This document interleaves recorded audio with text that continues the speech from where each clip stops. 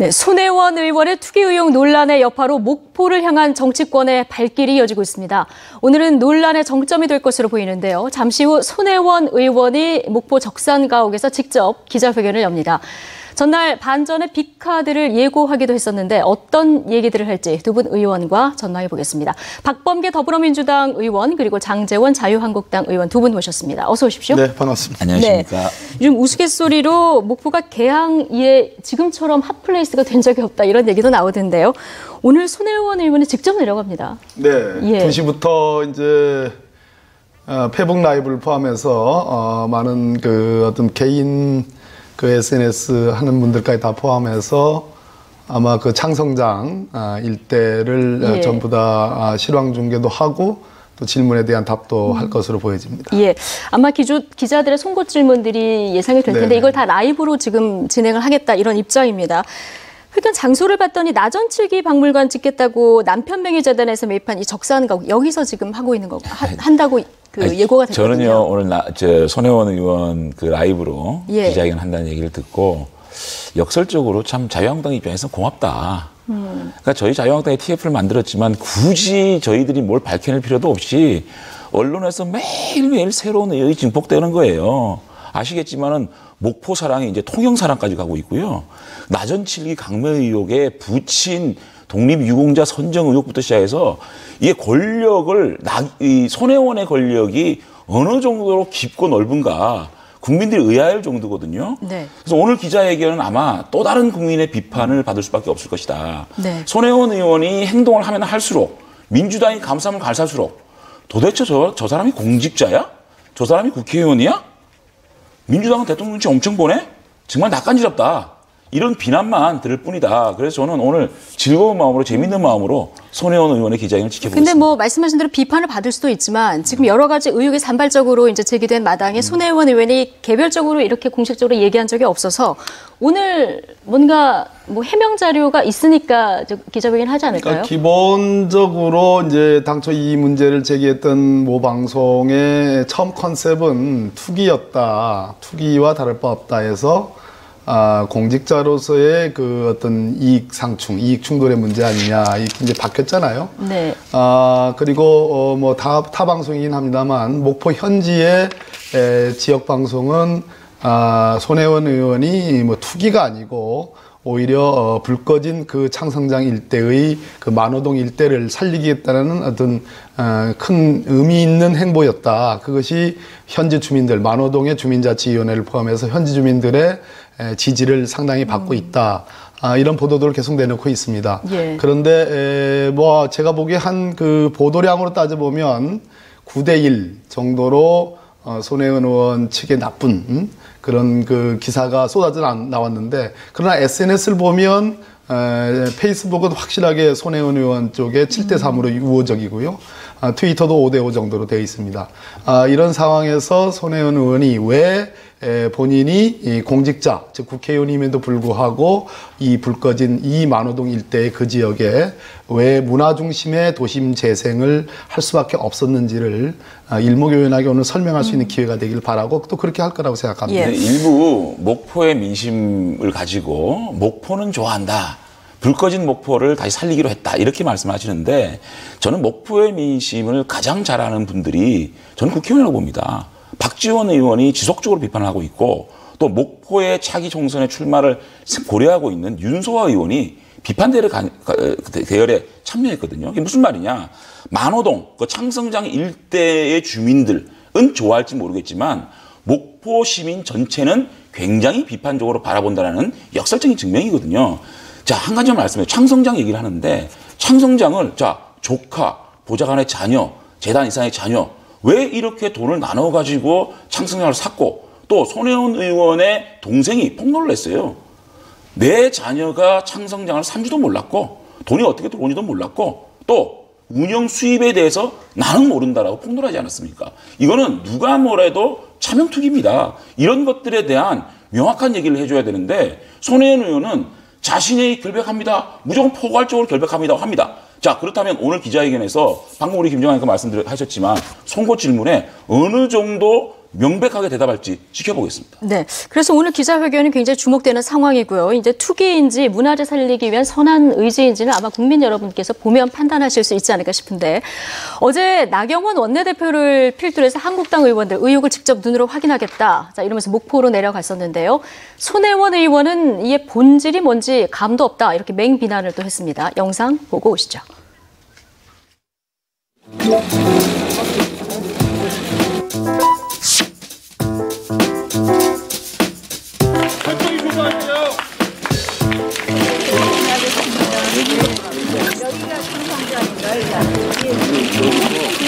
외부에서 온 투기자들에 의해서 그들의 이익으로 돌아가는 그런 투전판으로 되어서는 안 된다고 생각하기 때문입니다. 오얏나무 밑에서 정말 오얏 나무를 다 가져가려고 한 것 아닌가 하는 동작에서 태어난 충청의 딸 호남의 손녀입니다. 저희 할아버님 고향이 영암이신데요. 그런 만큼 저희가 또 호남에 대한 저 개인적으로도 굉장히 관심도 많은데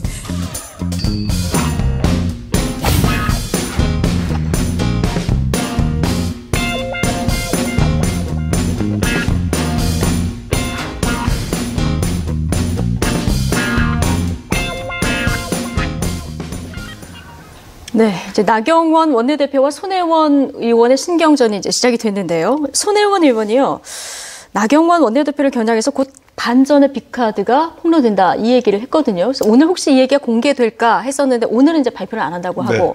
그래서 궁금한 것이 빅카드가 있는데 오늘 발표를 안 하는 건지 네. 없는 건지 이 부분도 궁금한데 어떻게 보십니까? 그래서 제가 뭐 손혜원 의원님의 속 사정을 다 뭐 속속들이 다 어찌 알겠습니까? 예. 많은 대체로 손혜원 의원이 지금까지 이 문제가 터지고 나서 한 열흘 정도 됐죠. 됐는데 SNS를 통해서 실시간으로 지금 본인의 의견이나 또 관련된 것을 링크를 하고 지금 올렸습니다. 근데 대체로 실행이 전제되지 않는 얘기들은 없었던 것 같아요. 그래서 물론 반전의 빅카드가 오늘은 아니겠습니다만 예. 무언가가 있기 때문에 저는 저 얘기를 꺼낸 거라고 언급을 생각을 했을 것이다. 하고 있고요. 저분 성격이 뭐 없는데 있는 것처럼 그렇게 뭐 허장성세를 하는 그런 분은 아닙니다. 다만 제가 여기서 좀 분명히 말씀드려야 될 것은 우리나라의 수십 년의 집권의 경험이 있는 자유한국당이죠. 그리고 지난 이명박 정부, 박근혜 정부 9년을 거쳐서 이제 정권이 바뀌었습니다. 네. 제1야당이고요. 거대 야당입니다. 그런데 아시다시피 김태우 사건에서 시작돼가지고 신재민 사건, 뭐 나오는 대로마다 다 검찰 수사 고발하고 특검 주장하고 그러다가 이제 그것은 또 유야무야되고 지금 손혜원 의원 사건으로 저렇게 또 전부 다 지도부가 국회의원들을 끌고서 저렇게 목포를 갔습니다. 현지의 반응은 여러 언론을 다 종합을 해봐도 점수를 많이 줘봤자 50점이 안 됩니다.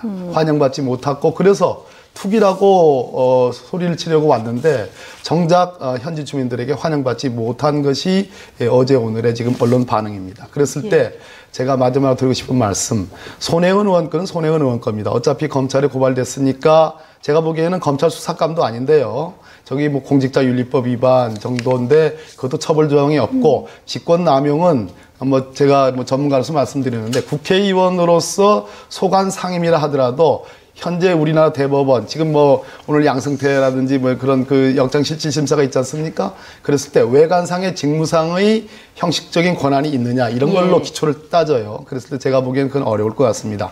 마지막 나온 게 공무상 비밀 누설인데 즉 문화재청의 개발 계획을 알고서 그것을 염두에 두고서 샀느냐 이 문제인데 시점도 안 맞아요. 2017년 2월달 3월달입니다. 그래서 제가 보기에는 검찰 수사감도 안 되는데 마지막으로 자유한국당 이제 돌아와 주세요. 민생경제 회복하는데 같이 좀 머리 맞대고 그랬으면 좋겠는데 이렇게 건건마다 전부 다 검찰로 몰려가고 전부 다 특검 얘기하고 심지어 저기 현장에 가서 환영도 받지 못하는 저러한 행사를 왜 하는지 참 답답하고 안타까울 일입니다. 예, 목포에서 성과가 없었다 이렇게 얘기를 하셨는데요. 지금 나경원 의원하고 손혜원 의원하고 얘기하고 있는데 갑자기 화살을 갖다가 자유한국당에게 돌리시니까 좀 당황스러운데 원내대표시 자유한국당의 과잉 대응에 대한 지적을 하기 전에 민주당이 손혜원 의원에서 얼마나 과잉 보호를 하고 있는지 그 손혜원 의원이 사회적 물리를 일으켜가지고 탈당을 하는 기자회견에 당의 집권 여당의 원내대표가 병풍을 치고 있는 이런 모습을 볼 때, 야, 손혜원 의원이 세긴 세구나. 어디서 저런 무소불위의 힘이 나오나. 이런 과잉 대응에 대한 주점을 좀 비판을 해줬으면 좋겠고요. 나경원 의원과 손혜원 의원의 지금 저런 그 말을 보면 이게 하나의 손혜원 의원과 나경원 의원을 같은 격으로 놓으려고 하는 그런 프레임이라고 생각이 들어요.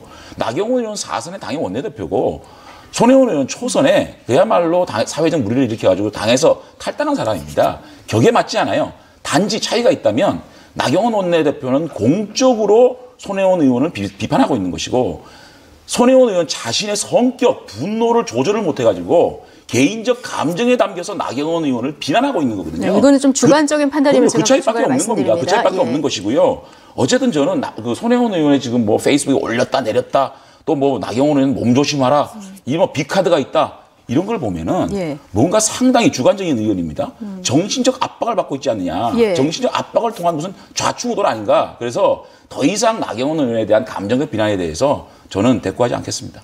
어쨌든 홍영표 제가 안타까워서 드릴 말씀이에요. 자유한국당이 할 일도 많고 지금 뭐 나라의 지금 비핵화 문제라든지 또 북미 정상회담의 문제라든지 남북 정상회담 답방의 문제라든지 또 민생 경제의 문제라든지 예를 들어서 어제 당정청이 협의를 해가지고 정말 이번 설을 전후해가지고 생활 SOC 자금을 10조 가까이 이렇게 푸는 문제라든지 할 얘기들이 무척 많은데 아니 그래서 그렇게 급이 안 맞고 격이 안 맞는데 그 원내대표가 의원들 잔뜩 데려가가지고 그래 목포에 가서 환영도 받지 못하는 행사를 왜 하시느냐 이 말이에요. 정치를 그래가지고 제가 그래서 자유한국당을 깔라고 그러는 게 아니라 도와드리려고 드리는 말씀이에요. 예.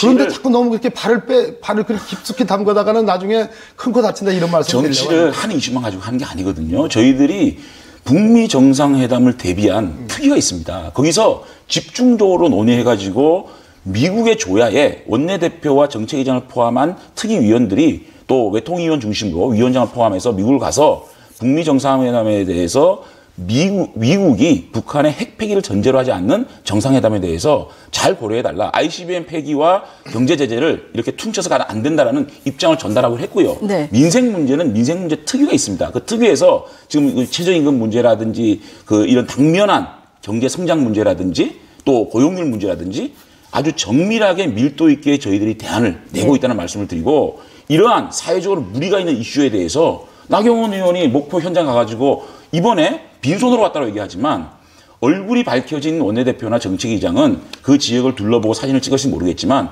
얼굴이 알려지지 않은 우리 당직자들이 상당한 중요한 제보라든지 거래에 대한 증언을 확보하고 온 것으로 알고 있습니다. 글쎄요. 제가 아무리 봐도 작년 연말 대첩으로 저는 표현을 하는데 12월 31일 날 국회 운영위에서 헛발을 디딘 이후로 신재민, 김태호, 신재민 그리고 손혜원까지 거기서 지금 발을 못 빼는 거예요.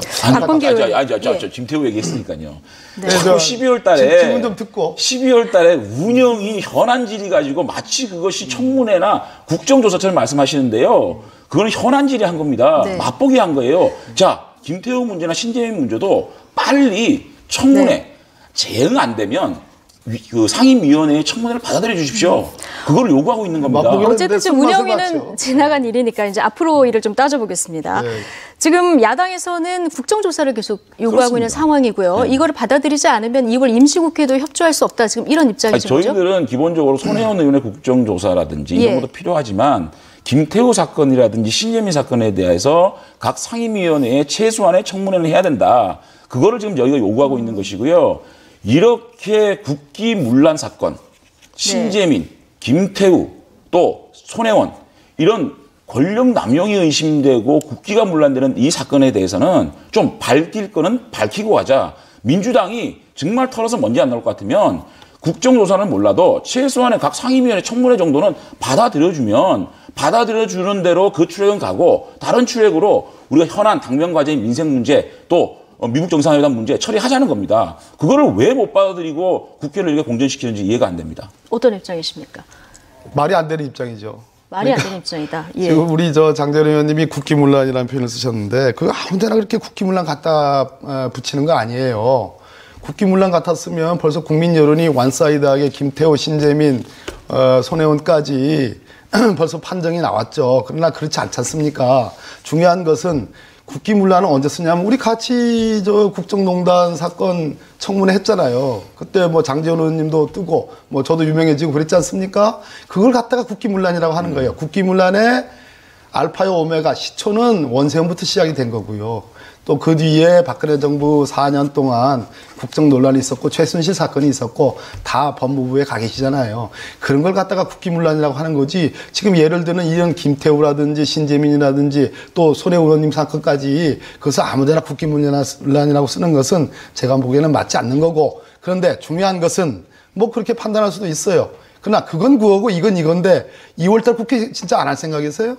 그리고 만약에 그 김태호라든지 신재문 그 아까 상임위별 청문회 안 한다고 한다면 제가 보기에는 보이콧할 생각이 있는 것처럼 나경원 원내대표가 말씀하시는데 그렇게 하시면 안 된다는 얘기예요. 국정조사를 받아들일 생각은 민주당에서는 지금 없으신가요? 제가 말씀드렸죠. 저게 김태호 보십시오. 지금 오늘 압수수색 가택 압수수색 당하듯이 본인의 치부를 가리기 위해서 저런 폭로를 한 사건과 과거의 그 소위 말해서 십상시 문건이라든 그런 사건하고 어떻게 비교할 수 있겠어요? 두 번째 신재민 사건. 발언을 이렇게 혼자 집중적으로 하시면. 네. 그만할 때 하십시오. 장제원 의원에게 기회를 넘기겠습니다. 황교안 선배님도 그거 국정조사 받을 수가 상당히 없어요. 문재인 정권이나 민주당의 지지율 하락에 대한 걱정은 하시고 계실 걸로 알고 있습니다. 대통령 지지율이 70%, 80%에 가다가 40%의 때를 갖고 대통령의 신년 고마워요. 그러니까 걱정해 드릴게요. 신년 기자회견 때 반짝 상승하다가 손혜원 의원 사건에 들어온 다음에 대통령 지지율 하강 곡선을 그리고 있습니다. 글쎄요. 지금 40% 한번 나온 거 가지고. 보십시오. 제가 지금 그 리얼미터 데이터를 가지고 얘기하는 거고요. 예. 자, 왜 그럴까요? 저는 이렇게 생각합니다. 이걸 심각한 시그널로 받아들여야 되는 게 우리 국민들은 촛불 민심이 문재인 정권은 다를 것이다 라는 기대를 했습니다. 문재인 대통령이 대통령 그 선거 때 득표율이 41%밖에 안 됐습니다. 근데 왜 그렇게 올라갔을까요? 안철수 의원이나 유승민 의원을 지지했던 분들이 기대를 가지고 문재인 대통령을 지지했단 말이죠. 이분들이 빠지기 시작했다는 얘기입니다. 무슨 말이냐? 문재인 정권이 다를 줄 알았는데 다를 게 없네? 뭐냐? 김태우? 블랙리스트를 만들었다는 거 아닙니까? 그래서 자기 사람을 꼽기 위해서 그 전 정권 사람을 쳐냈다. 이런 얘기가 있는 겁니다. 신재민 같은 경우에는 우리의 국채, 국가의 빚을 과거 정권을 비난하기 위해서 국채를 만들었다. 이야, 이렇게 문재인 정권이 다르네? 네. 두 번째, 경제가 왜 이렇게 무능해? 세 번째, 정말 이 남북 정상회담 가지고 북핵이 폐기될까? 이런 세 가지 부분에 대한 의문이 생기기 시작했고 그 기대가 간방으로 빠지기 시작했기 때문에 이것이 확정적으로 된다 그러면요. 저는요. 문재인 대통령 지지율이 대통령 득표율 41%까지 가는 것도 멀지 않았다. 이렇게 보니까 지금 이 시그널 때요. 털 거는 털고 잘못된 건 잘못해서 수리를 하고 가시라. 그래서 야당이 이러한 국기문란 같은 국기문란인지 아닌지는 청문회를 통해서 또 검찰 조사를 통해 나오겠지만 미리 예방주사를 맞으시라고 충원을 드리고 있는 거예요. 일단 민주당이 조언을 해주셨는데요. 최근 여론 이제 흐름을 보면 데드크로스로 갔다가 또 골드크로스로 넘어간 이런 상황에서 이제 앞으로 나올 여론이 이제 주목되는 상황이라는 거를 70% 60%까지 갔다가 지금 많이 했으니까 이제 골든크로스, 데스크로스 네. 가니까 이거 지금 제가 얘기 좀 심각한 시그널이에요. 해도 돼요? 하십시오. 네, 뭔가 오늘 반박할 게 점심 있으실 것 같은데. 드시는 분들이 많이 보실 텐데 고마운 일이에요. 예, 조언이 아니라 충언이에요. 저 정도면 우리 정말 문재인 정부와 민주당 정부에 대한 애정 정도가 아니라 아주 충심이라고 저는 봅니다. 근데 재미난 현상이 있어요. 과거에 신한국당, 한나라당, 새누리당 그리고 자유한국당으로 이어지는 이 보수 정부들의 우리 자유한국당 인사들이 제가 토론하는 분들이 이명박 정부, 박근혜 정부 때의 기준으로 놓고 보면 이러이러한데 왜 니들 못하느냐. 그 기준에 맞지 않는다라고 얘기하는 것이 아니라 이명박 정부, 박근혜 정부는 이미 맛이 갔고 이미 뭐 버릴 대로 버렸으니까 그것은 나쁘다. 그거 인정한다. 그런데 문재인 정부 니네들은 참 좋은 정부를 표방하고 있고 기준도 좋고 굉장히 기대도 많이 받고 국민들의 지지도 많이 받고 있는데 왜 그만치 못해주느냐라는 지적이에요. 네. 예, 그렇게 본다면 저는 그것은 뭐 조언을 넘어서 충언이라고 생각합니다. 충분히 일리가 있는 말씀이에요. 또 지지율 걱정해 주시는 것도 일리가 있는 말씀입니다. 그러나 중요한 것은 그럼에도 불구하고 지금 뭐 김정아 아나운서 말씀하신 것처럼 내려가는 듯 하다가 다시 또 올라가고 있어요. 또 뭐 손혜원 의원 사건이 어떻게 영향을 미치는지 모르겠습니다만 한 번 더 지켜봅시다. 중요한 것은 그럼에도 불구하고 자유한국당의 지지율이 오르지 않는다는 겁니다. 왜 그럴까요? 제가 뭐 우리 정부를 걱정해 주시니까 저도 역시 자유한국당이라는 제1야당 어차피 파트너니까 걱정을 좀 드리지요. 오늘 서로에게 굉장히 정말 축원과 조언을 굉장히 많이 그래서 해주시는 답변을 좀 토론을 드려야 하고 돼요. 계신데 정말 예. 문재인 정부의 기준으로 문재인 예. 정부를 걱정하지 말고 예. 과거에 이명박 박근혜 정부에서 잘못된 것을 기준으로 반성을 하면서 문재인 정부의 문제점이 비교를 해가지고 정말 그것이 심각한 건지를 얘기를 해주셔야지 이게 말이 된다. 이런 얘기 드리고 마지막으로 좀 그 개별 사건에서 좀 제1야당 120명 가까운 그 국회의원을 거느리시는 그 제1야당답게 그 개별 사건에 너무 그렇게 깊이 빠져들지 마시고 좀 크게 나무만 보지 말고 숲 좀 봐달라는 1분만 드리고 저희가 준비한 소식으로 제가 넘어가겠습니다. 간단하게 답변을 드릴게요. 정말 제1야당을 걱정해주는 박봉계 선배님의 말씀 잘 제가 듣고 또 저희들이 고칠 건 고치겠습니다. 다만 이 집권 여당이라는 거는요. 야당의 지적에 대해서 겸허하게 경청해야 됩니다. 왜 너희들은 그것밖에 안 되는 사람이 니들이 그래서 정권을 잃었잖아. 니들은 말한 자격이 있어? 이렇게 얘기하는 것이 다시 민주당이 오만해지는 그게 하나의 표시거든요. 정말 지적하고 있는 그 메시지에 집중하시지 자유한국당에 그렇게 공박을 하는 거는 굉장히 국민들이 보기에 부자가 오만해 보이는 거거든요. 어쨌든 지금 말씀하셨듯이 국회를 정상화시켜서 민생을 돌보자. 갑니다. 다만 야당이 이렇게 의혹을 제기하는 부분에 대해서는 정말 털어서 뭔지 안 나고 자체 조사를 해서 면죄부를 줄 수 있는 일이라면 야당이 의혹을 털어가자. 그 목소리에 기울이는 그 너그러움이 저는 굉장히 집권해본 사람으로서 제가 충원을 드리는 겁니다. 어쨌든 오늘 목포로 가는 손혜원 의원 얘기하다가 김태우 수사관 얘기로 넘어가고 서로에 대한 이 뭐 조언과 충원으로 이어지는 아주 긴 토론을 하셨는데요. 자, 어쨌든 이렇게 얘기를 듣다 보니까 한국당에서 손혜원 의원 의혹을 그냥 뭐 넘어갈 것 같지는 않다 이런 느낌도 듭니다. 근데 돈과 의원직 그리고 목숨까지 걸면서 사생결당 투쟁에 나선 손혜원 의원. 자, 그녀에게 정치적 적군 뭐 한국당뿐만이 아닌 것 같습니다. 손 의원의 적과 동지는 누구인지 차현주 앵커가 정리해드립니다. 잠시 다녀오시죠. 그야말로 사생결단식, 자신을 둘러싼 각종 의혹에 전방위 대응에 나서고 있는 손혜원 의원. 자신과 대립각을 세우고 있는 인물과는 거침없는 설전을 벌이고 있습니다. 자신을 투기의 아이콘이라고 비난한 박지원 의원을 향해서는 SNS에 진정한 배신의 아이콘이다. 말폭탄을 던지면서 공개 토론하자 결투장을 내미는가 하면 센 언니의 진술을 보여줬다 비판했던 한국당 나경원 원내대표에게는 반전의 B카드를 언급하면서 뒷전으로 물러나서 몸조심하라 경고하기도 했죠. 한솥밥 먹었던 예전 당 동료에게도 가차 없었습니다. 이해 충돌에 대해 다른 생각을 하는 것 같아서 당황스럽다라고 비판했던 금태섭 의원에게는 주말까지 정중히 사과하라라고 날을 세웠습니다. 물론 손 의원의 든든한 지원군을 자처하는 인물들도 적지 않습니다. 자신의 지역구였던 서울 마포를 손 의원에게 물려줬던 정청래 전 의원은 손 의원의 진심을 믿는다며 파이팅이라는 글을 페이스북에 남겼고 황교익 맛 칼럼니스트는 손 의원의 뇌 패턴은 사회적으로 건전하다라면서 지지의 글을 남겼는데요. 이에 손 의원은 제 뇌까지 파악하고 계시네요 라면서 감사를 표현하기도 했습니다. 이부영 전 의원도 손 의원은 땅 투기를 할 사람이 아니라면서 그의 진정성을 옹호했습니다. 네. 뭐 여러 가지 아까 목포에서의 뭐 현지 의견도 나뉜다 뭐 이런 얘기를 했습니다만은 뭐 동지도 있고 적도 있고 이런 것 같습니다. 자, 하나만 박범계 의원이 나오셨으니까요. 네. 금태섭 의원이 어제 그 나전 측이 구입 종용 부분 이 부분을 좀 확인할 필요가 이제 전제 부분을 확인할 필요가 있긴 합니다만은 이게 그렇다면은 이익 충돌의 전형적인 문제다 이런 얘기를 했었거든요. 이거 어떻습니까? 법적의 일반론이라고 볼 수 있습니까? 제가 보기에는 그 논의의 초점을 만호동을 중심으로 해서 34,000평 문화재청에 의해서 전통문화공간으로 지정된 그 지점, 최초의 모 방송에서 문제제기를 했던 그 논의를 중심으로 해서 이것이 논의가 돼야 되고, 여타의 문제로 지금 뭐 먼지털이식의 지금 한 개인에 대한 아마 수백 꼭지가 넘을 겁니다. 지금 언론에 나온 것만 해도.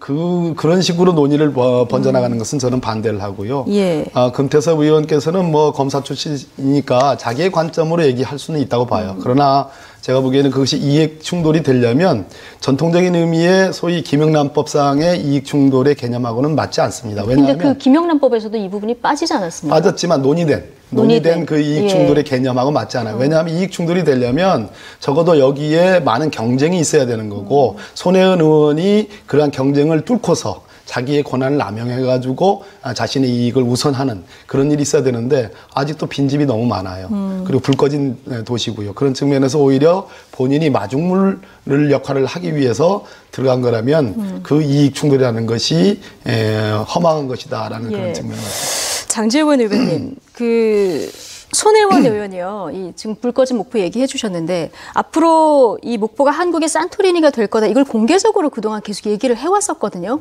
이렇다 보니까 이게 공익과 사익을 구분하는 걸 딱 칼로 잘라서 얘기할 수 있느냐 이런 얘기도 있습니다. 어떻게 보십니까? 공익을 추구하되 예. 사익은 철저히 배격할 수 있는 그런 자세가 된 분만이 공직을 수행할 수 있는 겁니다. 공직자의 기본적인 개념도 없는 분이 국회의원이 돼서 이렇게 듣도 보도 못한 희한한 일을 벌려가지고 우리 국민들을 혼란스럽게 만드는 겁니다. 저는요, 이번에 금태섭 의원이나 박지원 의원에 대해서 저렇게 막말을 해대는 저 모습을 보면 정말 공직자의 최소한의 도리를 생각하게 합니다. 어떠한 비난을 받더라도 또 언론의 어떠한 비난을 받더라도 공직자는요, 성실하고 책임감 있게 답변해야 될 의무가 있습니다. 그런데 자신을 조금이라도 비난하면 총기 난사를 합니다. 도대체 저분은 그러니까 성격적으로 이분은 분노를 참지 못하는 분 같아요. 그런데 우리 국민들이 저분의 승질을 왜 다 받아줘야 됩니까? 근데 앞서도 그 얘기 하셨는데 그런데요, 이 부분은 저는 예. 그 이익의 충돌이라든지 공직자로서의 그 한계를 잘 생각해야 됩니다. 자신이 아무리 선의로 그 지역을 발전시키기 위해서 사비를 투자했더라도 예. 아주 조그만 사익이라도 발생했다면 예. 그것은 이익이죠. 분명히 이익이죠. 8,700만 원짜리가 1억 2천만 원이 됐다는 건 본인도 인정하고 있습니다. 예. 그렇다면 그런 것에 대해서 철저하게 국민이라고 소명을 해야 되고요. 최소한 자신의 지금 목포에 투자한 모든 재산을 목포시에 헌납한다면 제가 네. 믿어드리겠습니다. 낮은 층이 발문과 만들어가지고 국가에 그걸 헌납하겠다고 이미 약속을 했고요. 그러한 계획들, 예를 들어서 지금 20채니 30채니 하는 그러한 것도 결국은 낮은치길 박물관을 만들기 위해서는 그것은 하나의 건물로 연결될 수밖에 없는. 그러니까 어느 것은 빼고 어느 것은 안 사고 어느 것은 사고 할 수가 없는 것을 설명을 네. 오늘 할 것 같고. 제가 장제원 의원님도 언론에 많이 나오시는 분이고 또 여러 가지 고통도 많이 받으신 분인데 설령 손혜원 의원님하고 입장이 다르다 하더라도 그렇게 개인적으로 어떤 감정을 섞어서 이렇게 말씀하는 건 제가 도리가 아니라는 느낌이 들고 좀 감정이 섞여졌어요. 그래서 우리 아나운서께서 지금 2번이나 지적을 했는데 그렇지 않습니다. 계속 그렇게 나가시는 건 뭐 공직자의 도리나 자세 얘기하는 건 좋습니다. 그러나 개인의 생각해 보세요. 제가 보기에는 손혜원 의원이 지금 언론에 자신의 입장을 변호하기 위해서 나온 그 기사보다도 손혜원 의원을 일방적으로 어떤 매도하고 비방하는 그러한 기사가 제가 보기에는 9대 1이에요. 예, 일단 지금 시간이 너무 잠깐만요. 많이 잠깐만요. 가기 제가 이거는 때문에. 말씀드려야 됩니다. 제가 한 말씀만 드릴게요. 아까 손혜원 의원한테 감정이 있었긴 말씀한 거 아닙니다. 아까 뭐라고 공직자로서 정말 통기를 난사하고 그렇게만 해야 저는요, 되는데. 박근혜 선배님도 최근에 억울하게 당했을 겁니다. 근데 그것을 아주 차분하게 대하는 그걸 대응하고 있는 얼마나 억울하셨어요. 아까. 대응하는 모습을 보고 자, 저분은 정말 공직자구나. 예. 공직자는요, 우리 국민들이 따를 수 있는 정말 억울함을 많이 당하지 않습니까? 공직하다 보면 그거에 대해서 성실하게 대답하는 것이 공직자의 도리고 그런 분이 선출직 공무원을 할 수 있다는 말씀을 드리는 겁니다. 예, 알겠습니다. 어떻게 감정을 담았다. 아까 분노 조절 그런 부분은 좀 과했다 이런 얘기입니다. 알겠습니다. 두 분 논쟁은 여기서 예. 마무리하는 걸로 하고요. 오늘 그 2시 목포 네, 기대됩니다. 손혜원 의원이 한번 어떤 얘기를 하는지 좀 주목해서 보도록 하겠습니다. 다음 주제로 좀 넘어가 볼게요. 네, 그러시죠. 광화문 집무실 이전 공약 지금 무기한 연기됐는데 대통령 해명 입장을 내놨습니다. 근데 공약을 낼 때까지만 해도 가능할 줄 알았는데 이게 지금 검토를 해보니까 어렵다는 입장이에요.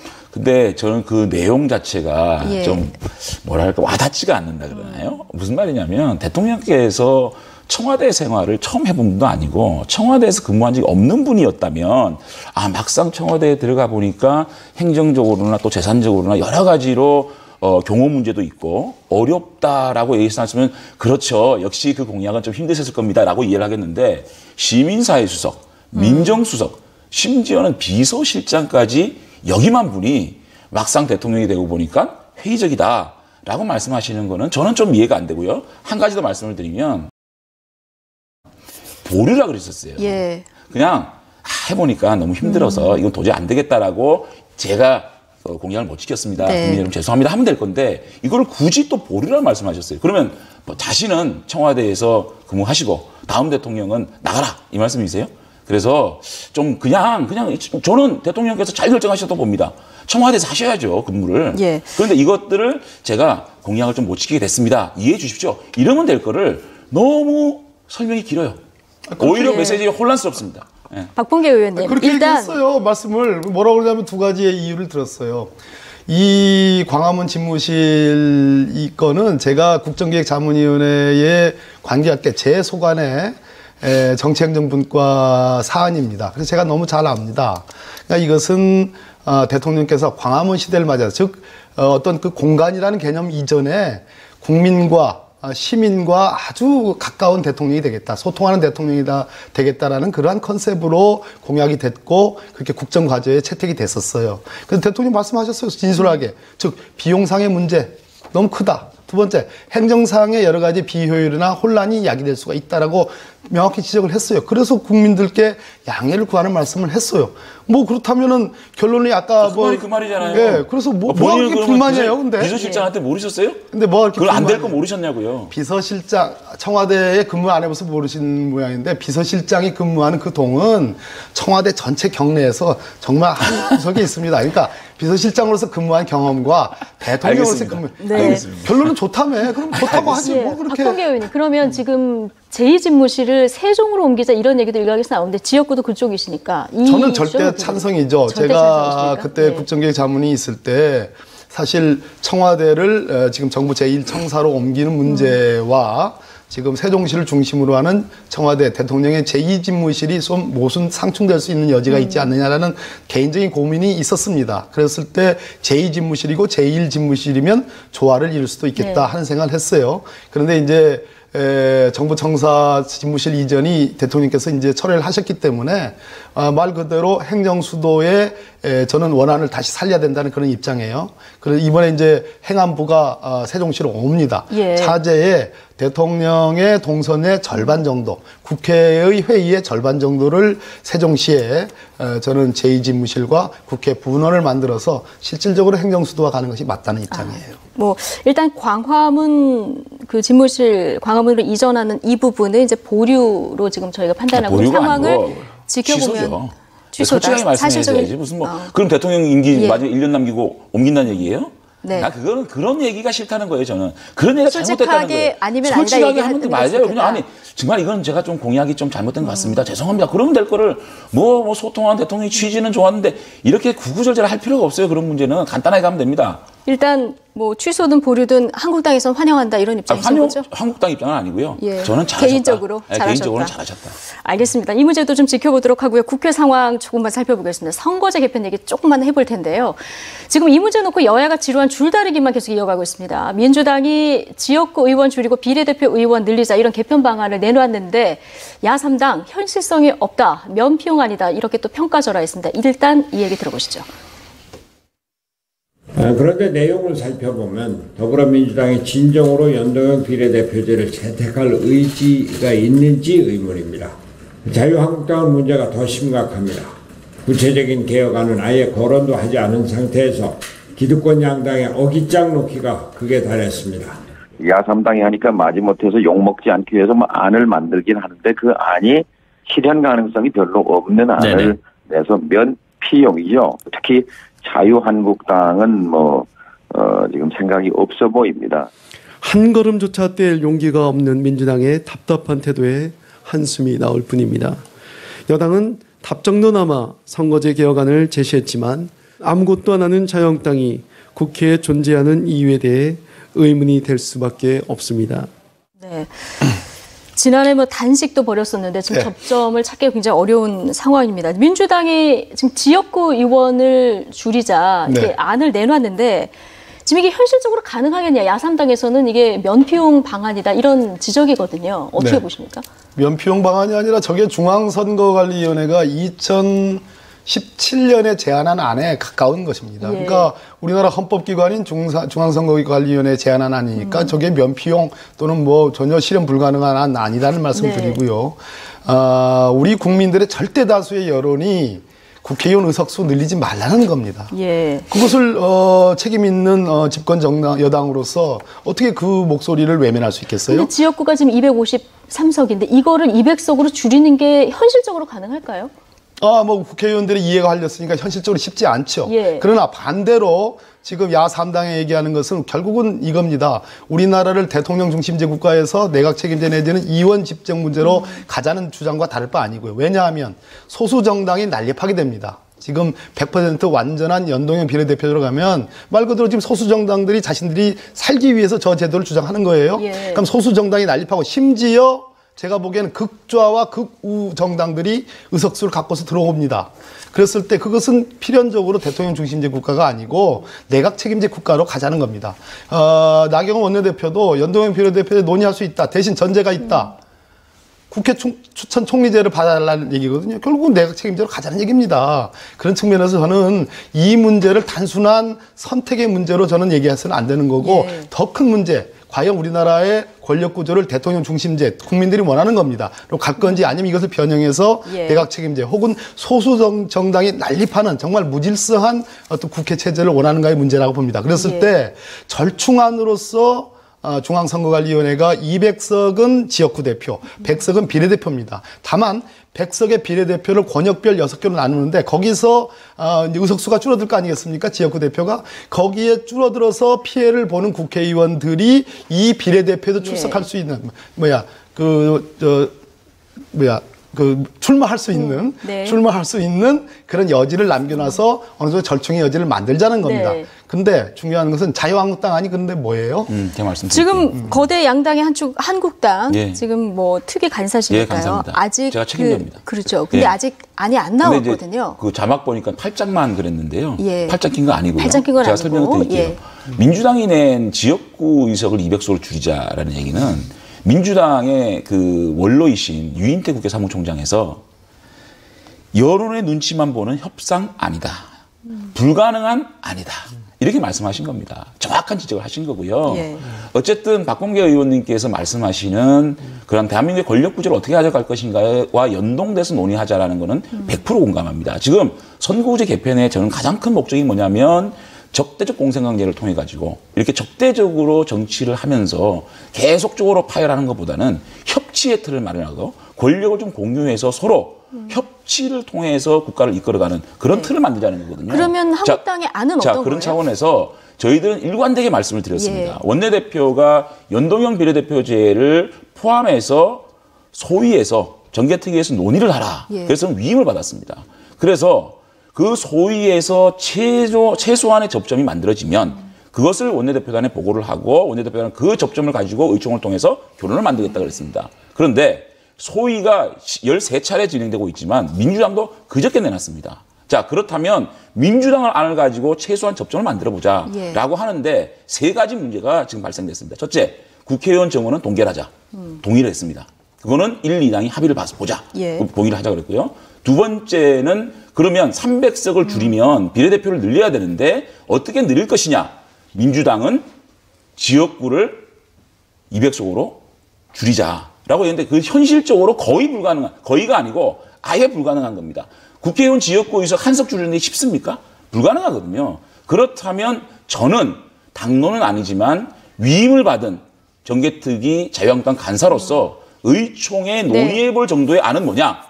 도농복합제를 통해 가지고 100만 이상의 인구 밀집 지역에서 네. 좀 줄여서 그 줄인 만큼을 비례대표로 가는 방식을 취하자. 그런 예. 뜻이고요. 세 번째, 자, 그러면 확정된 비례대표 의원 수를 가지고 어떻게 연동을 할 것이냐. 민주당의 준, 복합, 보정 이 세 가지를 가지고 의논하자. 여기가 우리 당론이고 예. 당론이라기보다는 제 개인적인 미인을 받은 간사의 입장이고요. 이것이 절충되면 네. 저는 의원총회에 보고를 하고 그 보고를 통해서 저는 당론을 만들어낼 작정입니다. 예, 근데 그래서 뭔가 협상하면 되는 겁니다. 시간도 좀 촉박하기 때문에. 촉박은 예. 민주당에서 그저께 냈다니까요.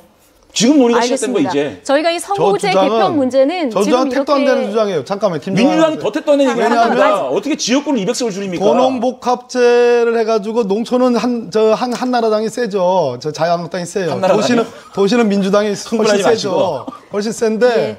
자, 민주당이 센 도시에서는 권역별 비례대표 하고 농촌은 소수선거구제를 해가지고 자기들이 다 먹겠다 이런 취지인. 그러면 지역구를 어떻게 그거는 200석으로 줄이죠? 만만히 꽁떡이에요. 말씀도 안 저는 되는 소리 하지 지역구를 마세요. 줄이는 방법이 그 방법밖에 없느냐, 말도 안 않지 않느냐 되는 얘기하는 말씀이에요. 거예요. 자, 박범계 의원님, 장재훈 의원님, 이 선거구제 개편 문제는 각당 이해관계도 걸려있기 때문에 저희가 이렇게 짧은 시간에 논의할 주제는 아니다. 제가 지금 이 생각이 들고요. 다음 주에 핵심은 다 모실 나왔어요, 때, 지금. 예, 다음 주에 모실 때 네. 저희가 말씀이 안 이게 된다는 이슈가 말씀. 될 때 조금 더 자세히 200석 다뤄보도록 줄이면 말도 안 하겠습니다. 되는 말씀을 분명히 오늘은 드립니다.